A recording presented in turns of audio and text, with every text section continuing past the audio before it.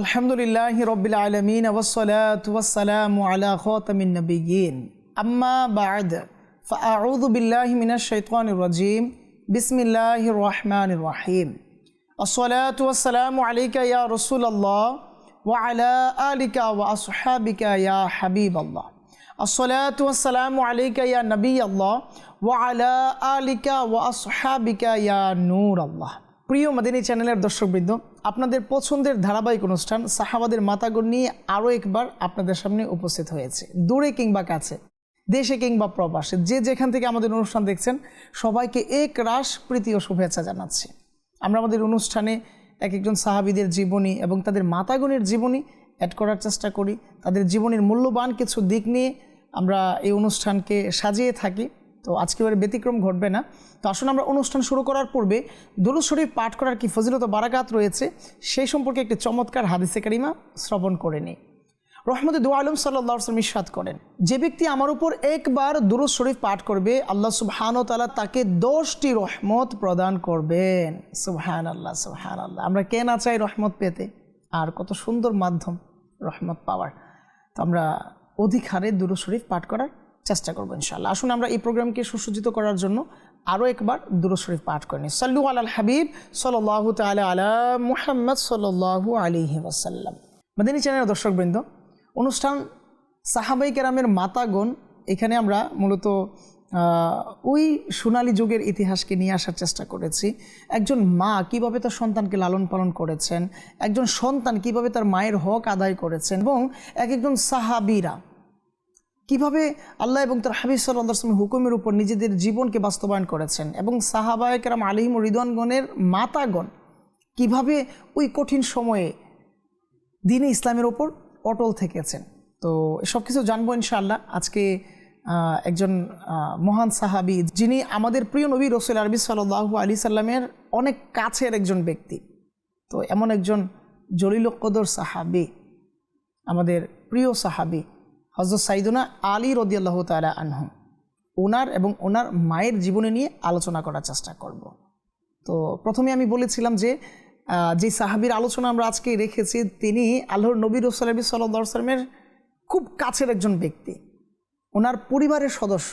তিনি হচ্ছেন আমাদের প্রিয় নবী রাসূল সাল্লাল্লাহু আলাইহি ওয়াসাল্লামের আদরের কন্যা এবং সর্বপ্রথম কন্যা, সবচেয়ে বড় কন্যা হযরত সাইয়্যিদাতুনা যায়েনব রাদিয়াল্লাহু তাআলা আনহায়ের সন্তান আলী রাদিয়াল্লাহু তাআলা আনহু। তো উনি তার নানা জানতো রহমতে দু আলম সাল্লাল্লাহু আলাইহি সাল্লাম, ওনার মাতা যান হযরত সাইয়্যিদাতুনা যায়েনব রাদিয়াল্লাহু তাআলা আনহায়ের আলোচনা আজকে আমরা শোনার চেষ্টা করব। আসুন এর পূর্বে ইসলামে মায়ের কি ভূমিকা রয়েছে, আল্লাহ আযজা ওয়া জাল্লা মাদের সাথে কীরূপ আচরণ করার ইরশাদ করেছেন, নির্দেশ দিয়েছেন।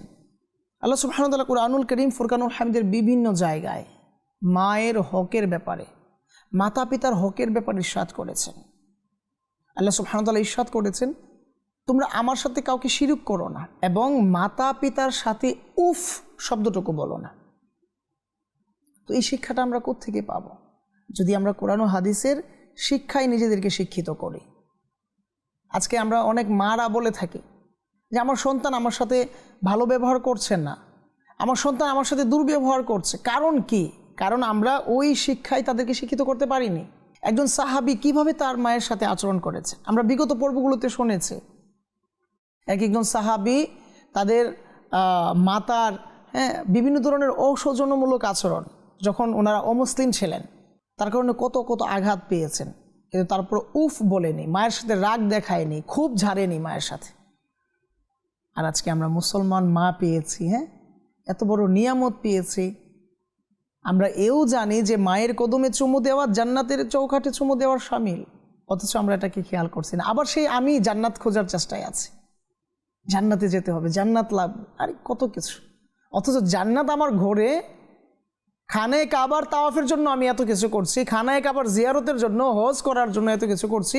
রব আযজা ওয়া জাল্লার হাবিব সাল্লাল্লাহু আলাইহি ওয়াসাল্লাম ইরশাদ করেন, যে ব্যক্তি, যে সন্তান তার মায়ের চেহারা দেখে মুচকি হাসি দিল সেজন্য মকবুল হজের সওয়াব পেয়ে গেল। অথচ এই আমি মায়ের সামনে আস্তাগফিরুল্লাহ, মায়ের চেহারা দেখে মুচকি হাসি দেওয়ার সময় নেই, হজ করার জন্য আমার সময় আছে, টাকা পয়সা জমানোর সময় আছে, মায়ের পিছনে খরচ করার সময় নেই, অর্থ নেই। মাকে ভালো কিছু দেওয়ার জন্য অর্থ নেই। হ্যাঁ, এমন কেন আমি আপনি? তো এর জন্য অনেকগুলো বিষয় তো অবশ্যই দায়ী আছে, কিন্তু প্রধান এবং প্রথম বিষয় হচ্ছে আমরা দ্বীনে ইসলাম থেকে নিজেদেরকে অনেক দূরে সরিয়ে নিচ্ছি। আস্তাগফিরুল্লাহ, আল্লাহ না করুক। এটা আমার দুনিয়া ও আখিরাতকে বরবাদ করার জন্য যথেষ্ট, সংসারে বিভিন্ন ধরনের ঝামেলা নিয়ে আসার জন্য যথেষ্ট। তো আজকে আমি একজন মা হিসাবে এই ব্যাপারগুলো কতটুকু আইডেন্টিফাই করছি, কতটুকু এর সমাধান খুঁজছি কোরআন ও হাদিসের নির্যাসে। তো এই সব কিছু মূলত বাস্তব চিত্রগুলো তুলে ধরার জন্য মূলত মাদানী চ্যানেল বাংলার এই ধারাবাহিক অনুষ্ঠান সাহাবাদের মাতাগণ। আর বিগত পর্বগুলোতে আমরা এভাবেই মূলত প্রোগ্রামটাকে সাজানোর চেষ্টা করেছি। এক একটি এপিসোডে আমরা এক একজন সাহাবাদের আলোচনা, হ্যাঁ, সাহাবায়ে কেরাম আলিম ও রিদওয়ানগণদের মাতাগণদের আলোচনা রেখেছি, যাতে করে আমরা যারা অবুঝরা রয়েছে আমরা যেন বুঝে যাই যে সংসার কিভাবে পরিচালিত করতে হয়, কিভাবে স্বামীর হক আদায় করতে হয়, কিভাবে সন্তানের হক আদায় করতে হয়। তো আগে তো জানতে হবে না, তারপর না আমি এটাকে ইমপ্লিমেন্ট করব। এখন যদি আমি নাই জানি তাহলে আমি তো আগে সঠিকটা বুঝতে হবে, জানতে হবে। তো এর জন্য মূলত সাহাবাদের মাতাগণ এই অনুষ্ঠান। তো আমরা আজকের পর্বে ইনশাআল্লাহুল কারীম প্রিয় নবী রাসূলুল্লাহ সাল্লাল্লাহু আলাইহি ওয়াসাল্লামের কলিজার টুকরা কন্যা, হ্যাঁ, ওনার সবচেয়ে বড় কন্যা যিনি জৈনব রাদিয়াল্লাহু তাআলা আনহার আলোচনা রেখেছি। আসুন আমরা ভালো ভালো কিছু নিয়ত করে নেই ইনশাআল্লাহুল কারীম। আমি নিয়ত করছি সাওয়াবের নিয়তে আপনাদের সামনে এই বিষয়গুলো পেশ করব এবং পরিবারে এটা বাস্তবায়ন করার চেষ্টা করব। আপনিও নিয়ত করে নিন যে আমি যা শুনছি এর উপর নিজে আমল করে অপরের নিকট, আগে পরিবারের নিকট এটাকে ইমপ্লিমেন্ট করার চেষ্টা করব, হস্তান্তর করার চেষ্টা করব, নিজের জীবনে বাস্তবায়ন এবং সন্তানদের সংসারে এটাকে আমি ইনস্টল করার চেষ্টা করব। আল্লাহ সুবহানাহু ওয়া তাআলা কবুল করুক। হযরত সাইয়্যিদাতুনা যায়েনব রাদিয়াল্লাহু তাআলা আনহা রহমতের দু আলম সাল্লাল্লাহু আলাইহি ওয়াসাল্লামের নবুয়াত ঘোষণার 10 বছর পূর্বে মক্কা মুআজ্জামাতে জন্মগ্রহণ করেন।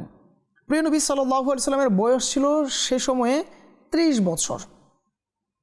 হযরত যায়েনবের বিয়ে শৈশবকালেই হয়েছিল, অর্থাৎ নবুয়াত ঘোষণার পূর্বে তার খালাতো ভাই আবুল আস রাদিয়াল্লাহু তাআলা আনহুর সঙ্গে। তো ওই সময় তো উনি সাহাবী ছিলেন না, ওই সময় উনি দ্বীনে ইসলাম গ্রহণ করেননি, পরবর্তী সময়ে উনি ঈমান এনেছেন। এর পিছনে অনেক সুন্দর ঘটনা আছে। রাসূল আকরাম নূরে মুজাসসাম সাল্লাল্লাহু আলাইহি ওয়াসাল্লামের নবুয়াত যখন ঘোষণা হলো তখন কাল বিলম্ব করেননি। হযরত সাইয়্যিদাতুনা যায়েনব রাদিয়াল্লাহু তাআলা আনহা দ্বীনে ইসলাম কবুল করে নেয় কোনো রকম স্বার্থ ছাড়া, কোনো রকম দ্বিধা। অনেক সময় হয় না যে বাবা একটা কিছু আদেশ করলেন, হ্যাঁ, বাবা একটা রায় পেশ করলেন, বাট কিন্তু হয় ইত্যাদি থাকে না। কিন্তু যায়েনব রাদিয়াল্লাহু তাআলা আনহা যখনই নবুয়াত ঘোষণা হলো রহমতুল আলম সাল্লাল্লাহু আলাইহি ওয়াসাল্লামের, বাস চোখ বন্ধ করে দ্বীনে ইসলাম কবুল করে নিয়েছিলেন। যখন নবুয়াত ঘোষণা হয়ে গেল, মক্কার কাফিররা প্রিয় নবী রাসূলুল্লাহ সাল্লাল্লাহু আলাইহি ওয়াসাল্লাম এবং তার অনুসারীদেরকে যারা দ্বীনে ইসলাম তখন কবুল করেছে তাদের উপরে নানাভাবে জুলুম অত্যাচার নিপীড়ন চালাতো।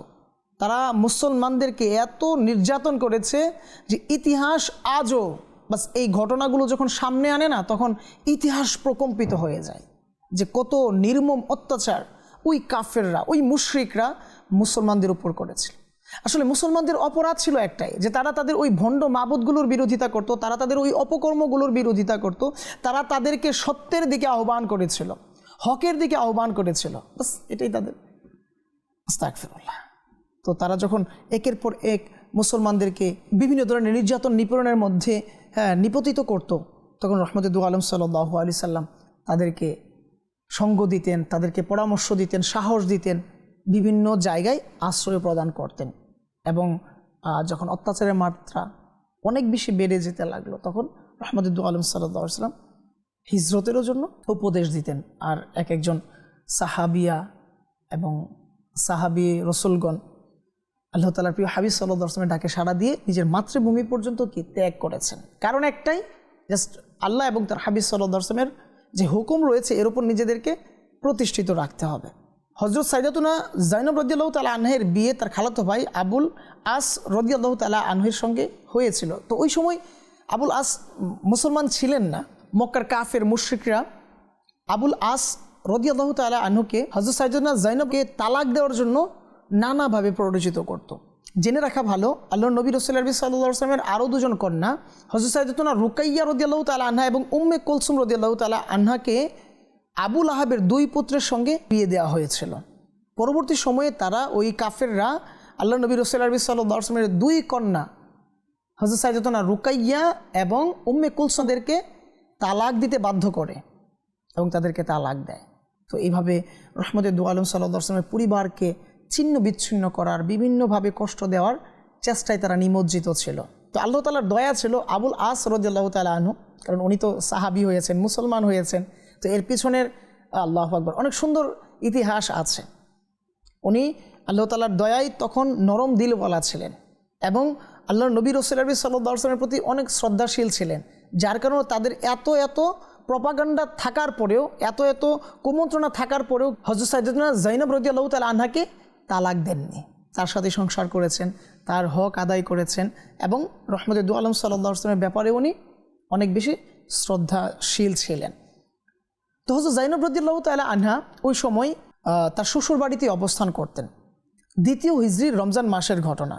তখন হক আর বাতিলের মাঝে পার্থক্য তৈরির এক সময় আসে, অর্থাৎ বদর নামক স্থানে মুসলমানদের এবং অমুসলিমদের, কাফির মুশরিকদের এক যুদ্ধ সংঘটিত হয়, যেখানে হক আর বাতিল পার্থক্য হয়ে যায়। তো ওই যুদ্ধে মুসলমানরা আল্লাহ তাআলার দয়ায়, রহমতে দু আলম সাল্লাল্লাহু আলাইহি ওয়াসাল্লামের ওসিলায় অনেক বড় বিজয় লাভ করে। আর ওই বদরের প্রান্তরে যারা অমুসলিম ছিল, অর্থাৎ কাফির মুশরিকরা, অনেকেই তো বাস, আর যারা ছিল, বাকি যারা ছিল অনেকেই গ্রেফতার হয়েছিল মুসলমানদের কাছে। তো এর মধ্যে হযরত সাইয়্যিদাতুনা যায়েনব রাদিয়াল্লাহু তাআলা আনহার স্বামীও ছিল আবুল আস রাদিয়াল্লাহু তাআলা আনহু। তো ওই সময় উনি মুসলমান ছিলেন না। তো যখন মুসলমানরা, সাহাবীরা যখন ওই বন্দীদেরকে নিয়ে আসলো, তখন রহমতে দু আলম সাল্লাল্লাহু আলাইহি ওয়াসাল্লাম তাদের উদ্দেশ্যে ইরশাদ করেন যে তাদেরকে চুক্তির মাধ্যমে কি করা হবে, মুক্ত করা হবে। তখন মক্কায় এক শোরগোল পড়ে গেল যে মুহাম্মদ আরবি সাল্লাল্লাহু আলাইহি ওয়াসাল্লামের অনুসারীরা তাদের সন্তানদেরকে গ্রেফতার করেছে। এখন ফিদিয়ার বিনিময়ে কি করতে হবে, তাদেরকে ছাড়িয়ে আনতে হবে। তো যার যার মতো করে ফিদিয়া নিয়ে যাচ্ছে তাদের সন্তানদেরকে ছাড়িয়ে আনার জন্য। তো হযরত সাইয়্যিদাতুনা যায়েনব রাদিয়াল্লাহু তাআলা আনহা এই খবর পেলেন যে তার স্বামীকেও কি করা হয়েছে, গ্রেফতার করা হয়েছে। কতটা টুইস্ট ব্যাপারগুলো। রহমতে দু আলম সাল্লাল্লাহু আলাইহি ওয়াসাল্লাম দ্বীন ইসলামের জন্য রবের হুকুমে অমুসলিমদের বিরুদ্ধে জিহাদ ঘোষণা করলেন, আর সেখানে তারই সবচেয়ে বড় কন্যা সন্তান, আদরের সন্তান, আর স্বামী, ওইখানে গ্রেফতার হয়। কোনো বাস ছাড় নেই, কারণ তখন মুসলমান ছিলেন না উনি। তো রহমতে দু আলম সাল্লাল্লাহু আলাইহি ওয়াসাল্লামের হুকুম অনুযায়ী সবাই ফিদিয়া দিয়ে তাদের সন্তানদেরকে ছাড়িয়ে আনছেন। তখন হযরত সাইয়্যিদাতুনা যায়েনব রাদিয়াল্লাহু তাআলা আনহাও সিদ্ধান্ত নিলেন যে আমিও ফিদিয়ার বিনিময়ে আমার স্বামীকে ছাড়িয়ে আনবো। তো উনি ওনার এক ইয়ামিনী আকিক পাথরের হার ছিল, অনেক দামি মূল্যবান ছিল। ইয়ামিনী আকিক পাথরের ওই হার আমর বিন রবির হাতে পৌঁছিয়ে দিলেন, উঠিয়ে দিলেন এবং বলে দিলেন যে এটার বিনিময়ে যেন আমার স্বামীকে মুক্ত করা হয়। যখন ওই আমর বিন রবি এটাকে নিয়ে আসলো মুসলমানদের কাছে, তখন সাহাবীরা এই মূল্যবান সম্পদ পেয়ে রহমতে দু আলম সাল্লাল্লাহু আলাইহি ওয়াসাল্লামের বারগাহে পেশ করলেন। ইয়া নবী আল্লাহ, ইয়া রাসূলুল্লাহ সাল্লাল্লাহু আলাইহি ওয়াসাল্লাম, আপনার সন্তান এই মূল্যবান সম্পদ পাঠিয়েছেন তার স্বামীর ফিদিয়া স্বরূপ। যখন আল্লাহর নবী রাসূলুল্লাহ সাল্লাল্লাহু আলাইহি ওয়াসাল্লাম এই হার দেখলেন, তখন তার ওই সোনালী অতীতের কথা স্মরণে এসে গেল। রহমতে দু আলম সাল্লাল্লাহু আলাইহি ওয়াসাল্লাম ইরশাদ করতে লাগলেন যে এই হার তো তার আম্মুজান খাদিজাতুল কুবরা রাদিয়াল্লাহু তাআলা আনহার, এটা অনেক দামি হার, আর এর সাথে তার মায়ের অনেক চিহ্ন লুকায়িত রয়েছে। এটা ফিদিয়া হিসাবে না নিলে কি হয় না? আল্লাহ নবী রাসূলুল্লাহ সাল্লাল্লাহু আলাইহি ওয়াসাল্লাম তার অস্ত্র সজল নয়নে এভাবে ইরশাদ করলেন যে এটা চাইলে তোমরা মাফ করেও দিতে পারো। তখন সাহাবীরা আরজ করলেন, ইয়া নবী আল্লাহ সাল্লাল্লাহু আলাইহি ওয়াসাল্লাম, আপনার কদমে তো জান কুরবান, আপনি ইরশাদ করেছেন তো লাব্বাইক।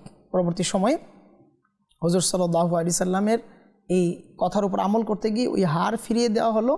আর আল্লাহর নবী রাসূলুল্লাহ সাল্লাল্লাহু আলাইহি ওয়াসাল্লাম তাকে শর্ত দিলেন যে তুমি মুক্ত হয়ে যাবা মক্কায় মুআজ্জামায়, আমার সন্তানকে অর্থাৎ যায়েনব রাদিয়াল্লাহু তাআলা আনহাকে আমার কাছে ফিরিয়ে দিবে। তো সে সময় তাকে এই ফিদিয়ার বিনিময়ে, অর্থাৎ নিজের সন্তানকে ফিরে পাওয়ার ফিদিয়ার বিনিময়ে তাকে মুক্ত করা হলো। তো প্রিয় নবী সাল্লাল্লাহু আলাইহি সাল্লাম আমর আস রাদিয়াল্লাহু তাআলা আনহুর সঙ্গে হযরত সাইয়্যিদুনা যায়েদ বিন হারিসা রাদিয়াল্লাহু তাআলা আনহুকে প্রেরণ করলেন যে ওনাকে পাঠানো হবে এবং ওনার সাথে হযরত সাইয়েদাতুনা যায়েনব রাদিয়াল্লাহু তাআলা আনহাকে নিয়ে আসা হবে। তো এই শর্তে ওনারা মক্কার দিকে গমন করলেন। পরবর্তী সময়ে আবুল আস রাদিয়াল্লাহু তাআলা আনহু তার ছোট ভাই কেনানার সঙ্গে হযরত সাইয়েদুনা যায়েদ বিন হারিসা রাদিয়াল্লাহু তাআলা আনহুর সঙ্গে যায়েনব রাদিয়াল্লাহু তাআলা আনহাকে মদিনা মুনাওয়ারার দিকে পাঠিয়ে দিলেন। প্রতিমধ্যে তাদের কাফেলায় মক্কার মুশরিকরা কাফেররা হামলা করে বসলো, কারণ তারা খবর পেল যে যায়েনব রাদিয়াল্লাহু তাআলা আনহা তার পিতা জানের কাছে চলে যাচ্ছে, মদিনায় চলে যাচ্ছে। তো সে সময় তারা ওই কাফেলাতে আক্রমণ করলো এবং ওইখানে কাফেরদের মধ্যে হিবাব বিন আসওয়াদ হযরত সাইয়েদাতুনা যায়েনব রাদিয়াল্লাহু তাআলা আনহাকে বর্ষা দিয়ে মাটিতে ফেলে দিল। কিছু কিছু রায়াতে এরকমই এসেছে যে ওই উঠে থাকা যে রশি ছিল তা দিয়ে টান দিয়ে যায়েনব রাদিয়াল্লাহু তাআলা আনহাকে মাটিতে ফেলে দিয়েছিল। আর এই অবস্থায় হযরত সাইয়েদাতুনা যায়েনব রাদিয়াল্লাহু তাআলা আনহা অন্তঃসত্ত্বা ছিলেন আর ওনার গর্ভপাত হয়ে যায়। পরবর্তী সময়ে তার স্বামীর ছোট ভাই কেনানা বিন রাবি রাগে অগ্নিশর্মা হয়ে যায় এবং ওই কাফেরদেরকে উদ্দেশ্য করে বলা শুরু করলো যে কে আছো সামনে আসবে, আমার তীর তোমাদের সিনাকে বিদ্ধ করবে। এরকমভাবে যখন বলা হলো তখন কাফেররা তাদেরকে জায়গা দিয়ে দিল, অর্থাৎ কাফেলা মদিনার দিকে রওনা দিয়ে দিল। পরবর্তী সময়ে ওই সময় আবু সুফিয়ান ছিল তাদের মধ্যে। আবু সুফিয়ান কেনানাকে বোঝাতে লাগলো যে তুমি যদি এইভাবে চলে যাও এটা কেমন দেখায়, তুমি তো জেনেছো কিছুদিন পূর্বেও মুসলমানরা কিভাবে আমাদেরকে নাস্তানাবুদ করেছে, আমাদের ছেলেদেরকে বন্দি করে রেখেছে, আর তুমি কিনা তার সন্তানকে এত সহজে যেতে দিবে? এটা আমাদের আসলে প্রেস্টিজে বাঁচবে, এটা আমাদের ভালো দেখায় না। তুমি এক কাজ করো, এখন নিয়ে চলো মক্কার দিকে, আমরা না হয় রাতের আধারে তাকে তার বাবার কাছে পাঠিয়ে দিব। পরবর্তী সময়ে কেননা এটা বুঝে এবং রাত্রে এবং পরবর্তী সময় মক্কার দিকে হযরত সাইয়েদাতুনা যায়েনব রাদিয়াল্লাহু তাআলা আনহাকে নিয়ে আসে। পরবর্তী সময় রাতের আধারে ওই কেনানা হযরত সাইয়েদুনা যায়েদ বিন হারিসা রাদিয়াল্লাহু তাআলা আনহুর সঙ্গে যায়েনব রাদিয়াল্লাহু তাআলা আনহাকে তার পিতার সন্নিকটে পাঠায়। একবার চিন্তা করে দেখুন, সন্তান অমুসলিমের কাছে আছে, অমুসলিমদের সংসারে আছে, এত বিপদ, তারপরেও বাবা হিসাবে কোনো কম্প্রোমাইজ করেননি, সন্তানের জন্য কোনো কিছু কম্প্রোমাইজ করেননি, বাস দিনের উপর অটল। মাহবুবে ইলাহির যে হুকুম ছিল, রব্বে দুল জালালি ওয়াল ইকরামের যে হুকুম ছিল, এর উপর অটল ছিলেন। আর সেই শিক্ষা তার সন্তান পেয়েছে সাইয়েদাতুনা যায়েনব রাদিয়াল্লাহু তাআলা আনহা, এবং এই শিক্ষা তার সন্তানদেরকে দিয়েছেন, যার বদৌলতে তার সন্তান আলী রাদিয়াল্লাহু তাআলা আনহু দ্বীন ইসলামের প্রতি অবিচল ছিল, ধর্মীয় যুদ্ধে অংশগ্রহণ করেছে, দ্বীন ইসলামের কল্যাণগুলোকে বয়ে আনার চেষ্টা করেছে, রহমতে দু আলম সাল্লাল্লাহু আলাইহি ওয়াসাল্লামের নাতি হিসাবে এই হুসনে আখলাকগুলোকে চারদিকে ছড়িয়ে দেওয়ার চেষ্টা করেছে। তো আজকে আপনি কি করছি? আমি কি শিক্ষা পেলাম আমার পিতার কাছে, কিংবা আমি একজন মাতা হিসাবে আমার সন্তানকে কি শিক্ষা দিলাম, আর আমি একজন সন্তান হিসাবে আমার মাতার হকগুলো কিভাবে আদায় করলাম, কতটুকু বুঝলাম? এখানে এসে আমাদের অনেক হিমশিম আমরা খাচ্ছি আর কি, অনেক গরমিল আমরা দেখছি। কারণ একটাই, কারণ হচ্ছে আমরা যে মূল বিষয়গুলো আছে, আমাদের যে ইসলামিক রুলস রেগুলেশনগুলো আছে, এগুলো থেকে আমরা অনেক দূরে চলে এসেছি, যার কারণে আমরা আমাদের সন্তানদেরকে ওই শিক্ষায় শিক্ষিত করতে পারি না। পরবর্তী সময়ে বিপদ আর বিপদ, সন্তান কথা শুনছে না, এভাবে ওইটা এটা এদিক ওদিকে অ্যাক্সিডেন্ট, নানা ধরনের পেরেশানি আমাদের শুনতে হচ্ছে। আল্লাহ সুবহানাহু ওয়া তাআলা আমাদেরকে বাস রহমতে দু আলম সাল্লাল্লাহু আলাইহি ওয়াসাল্লামের ওই সত্য দিন ইসলামের ওপর, কোরআন এবং সুন্নাহর ওপর বাস আমল করার তৌফিক দান করুন। যখন হযরত সাইয়েদাতুনা যায়েনব রাদিয়াল্লাহু তাআলা আনহা মদিনা শরীফে চলে আসলেন, নিজের স্বামীর বিচ্ছেদ সহ্য করলেন, দ্বীনে ইসলামের জন্য স্বামীর বিচ্ছেদকে মেনে নিলেন, সন্তানদেরকে নিয়ে নিজের জীবন অতিবাহিত করতে লাগলেন। আল্লাহ তাআলার দয়া হলো, ধৈর্যের ফল আল্লাহ সুবহানাহু ওয়া তাআলা দান করলেন। কোনো এক কাফেলায় আবুল আস রাদিয়াল্লাহু তাআলা আনহু, অর্থাৎ যায়েনব রাদিয়াল্লাহু তাআলা আনহার স্বামী, কোনো এক কাফেলায় গমন করছিলেন। ওই কাফেলা মুসলমানদের হাওয়ালায় চলে আসে। তখন মুসলমানরা ওই কাফেলার যারা ছিল সবাইকে ইসলামী সাম্রাজ্যের দিকে ধাবিত করে। আর আবুল আস রাদিয়াল্লাহু তাআলা আনহু উনি আকুতি মিনতি করতে লাগলেন যে আসলে আমার যে কাফেলাতের সম্পদগুলো আছে এটি তো মক্কাবাসীর, আর তাদের হক এখানে আছে, তো এটা যদি আমাকে তাদের কাছে পৌঁছানোর সুযোগ না দেওয়া হয় তবে আসলে আমি তাদের নিকট অনেক বড় ঋণী হয়ে যাব। তখন আবুল আস রাদিয়াল্লাহু তাআলা আনহু ওনার এই আকুতি মিনতি শুনে মুসলমানরা তাকে সুযোগ দিল এবং মক্কা শরীফে এই সামানগুলোকে পৌঁছানোর সুযোগ দিল। আর এমনিতেও অনেক আমানতদার ছিলেন উনি, আবুল আস রাদিয়াল্লাহু তাআলা আনহু। যখন উনি লোকজনের নিকট তার আমানতসমূহ পৌঁছে দিলেন তখন তিনি অত্যন্ত বিশ্বস্ততার সঙ্গে এই কাজকে উনি সমাপ্ত করেছেন এবং মক্কায় তার এত প্রভাব ছিল যে মানুষ নিজের ব্যবসায়িক পণ্য তার নিকট রেখে বিক্রয়ের জন্য অন্য দেশে প্রেরণ করত। 6ষ্ঠ হিজরির ঘটনা মূলত, যখন ওই মক্কার ব্যবসায়ীরা তার কাছে তার সামানের সাথে তাদের সামান যখন দিয়ে দিয়েছিল ব্যবসা করার জন্য, তখন এই সামানগুলো ওই মক্কাবাসীদের নিকট পৌঁছে দিলেন, ফিরিয়ে দিলেন। আর এইভাবে উনি মক্কাবাসীদেরকে সম্বোধন করে বলতে লাগলেন, হে কুরাইশবাসী, এখন আমার জিম্মায় কারও আমানত নেই, অর্থাৎ আমি এখন মুক্ত, আমি তোমাদের সব কিছু তোমাদের কাছে ফিরিয়ে দিয়েছি। পরবর্তী সময়ে আবুল আস রাদিয়াল্লাহু তাআলা আনহু বলতে লাগলেন, তাহলে শুনে নাও, আমি মুসলমান হয়ে গেলাম। খোদার কসম, ইসলাম গ্রহণে আমাকে শুধুমাত্র এই জিনিসই বাধা দিয়ে রেখেছিল যে তোমরা আমাকে খেয়ানতকারী মনে না করো। একথা বলে তিনি কালেমা শাহাদাত পাঠ করলেন এবং তারপর হিজরত করে মদিনা শরীফে তাশরিফ রাখলেন। 7ম হিজরির মুহররম মাসে এই ঘটনাটি সম্পন্ন হয়েছিল।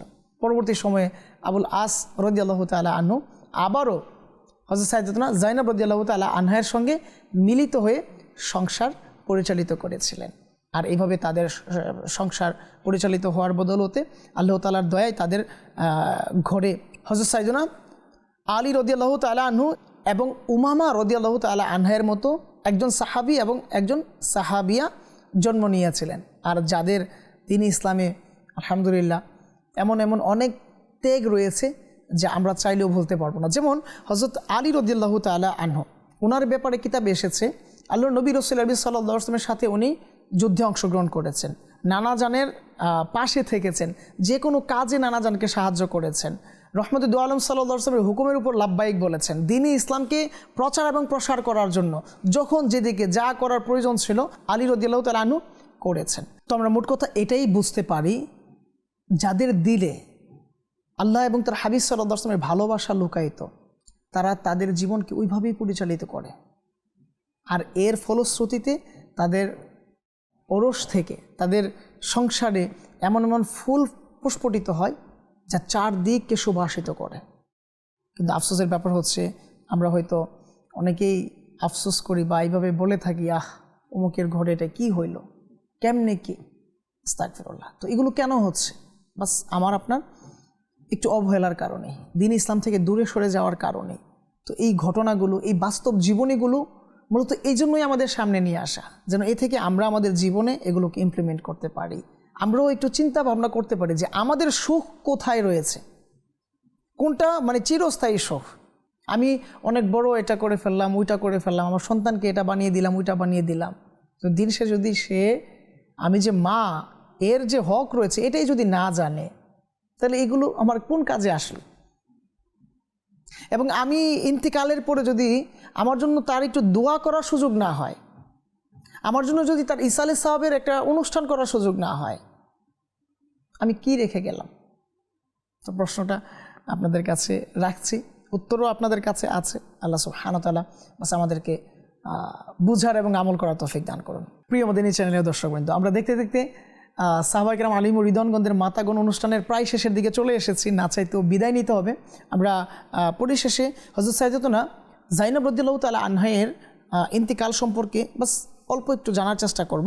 হযরত সাইয়্যিদাতুনা যায়েনব রাদিয়াল্লাহু তাআলা আনহা যখন মক্কা শরীফ থেকে মদিনা শরীফে হিজরত করেছিলেন, তখন ওই যে প্রতিমধ্যে কাফিররা তাকে আঘাতপ্রাপ্ত করেছিলেন এবং তার যে গর্ভপাত হয়েছিল, এই গর্ভপাতের রেশ ধরেই উনি অসুস্থ ছিলেন। পরবর্তী সময় উনি আল্লাহ তাআলার ডাকে সাড়া দিয়ে এই দুনিয়ার মায়া ত্যাগ করেন। তো সহিহ বুখারীতে এরকম এসেছে যে প্রখ্যাত মহিলা সাহাবী উম্মে আতিয়া রাদিয়াল্লাহু তাআলা আনহা থেকে বর্ণিত যে আমিও হযরত সাইয়্যিদাতুনা যায়েনব রাদিয়াল্লাহু তাআলা আনহায়ের গোসলে, অর্থাৎ যেই গোসল করানো হয় মৃত ব্যক্তির গোসল, এই গোসলে অংশ নিয়েছিলাম। গোসলের পদ্ধতি স্বয়ং রাসূল আকরাম নূরি মুজাসসাম সাল্লাল্লাহু আলাইহি ওয়াসাল্লাম ইরশাদ করে দিয়েছিলেন। তিনি বললেন, প্রথমে প্রত্যেক অঙ্গই 3 বার অথবা 5 বার ধৌত করো এবং তারপর কাপড় লাগাও। তো এইভাবে আমরা হযরত সাইয়েদাতুনা যায়েনব রাদিয়াল্লাহু তাআলা আনহার গোসল সম্পন্ন করি এবং পরবর্তী সময়ে আল্লাহর নবী রাসূল সাল্লাল্লাহু আলাইহি ওয়াসাল্লাম জানাজার নামাজ সম্পন্ন করার মাধ্যমে তার দাফন কার্য সম্পাদন করা হয়। আল্লাহর নবী রাসূল সাল্লাল্লাহু আলাইহি ওয়াসাল্লামের এই কলিজার টুকরা সন্তান, সবচেয়ে বড় কন্যা যিনি যায়েনব রাদিয়াল্লাহু তাআলা আনহা, ওনার দ্বীন ইসলামে এমন অসংখ্য ত্যাগ রয়েছে, ওনার অনেক খেদমত রয়েছে। আসলে এই ছোট্ট একটি প্রোগ্রামের মাধ্যমে হয়তো এত বিস্তারিত আলোচনা করা সম্ভব নয়, বাট তারপর আমরা চেষ্টা করেছি মূল বিষয়গুলোকে তুলে ধরার, যে কিভাবে একজন মানুষ, কিভাবে একজন মুসলমান তার দুর্দিনকে অতিক্রম করবে, তার সন্তানকে লালন পালন করবে, তার সংসার, তার স্বামীর হক আদায় করবে, আর এর বিনিময়ে কিভাবে আল্লাহ তাআলা রাসূল সাল্লাল্লাহু আলাইহি ওয়াসাল্লামের সন্তুষ্টি অর্জন করবে। আর এটাই মূলত দুনিয়া আখিরাতের সর্বোত্তম কামিয়াবি। আল্লাহ সুবহানাহু ওয়া তাআলা আমরা যা শ্রবণ করেছি এর উপর আমল করার তৌফিক দান করুক। ইনশাআল্লাহ আমরা আসবো আগামী পর্বে নতুন কিছু বিষয় নিয়ে, আরও একজন সাহাবী রাসূল এবং তার মাতার জীবনী নিয়ে। ততক্ষণ পর্যন্ত ভালো থাকুন, সুস্থ থাকুন, মাদানী চ্যানেল দেখতে থাকুন। সাল্লু আলাল হাবিব সাল্লাল্লাহু তাআলা আলা মুহাম্মদ সাল্লাল্লাহু আলাইহি ওয়াসাল্লাম।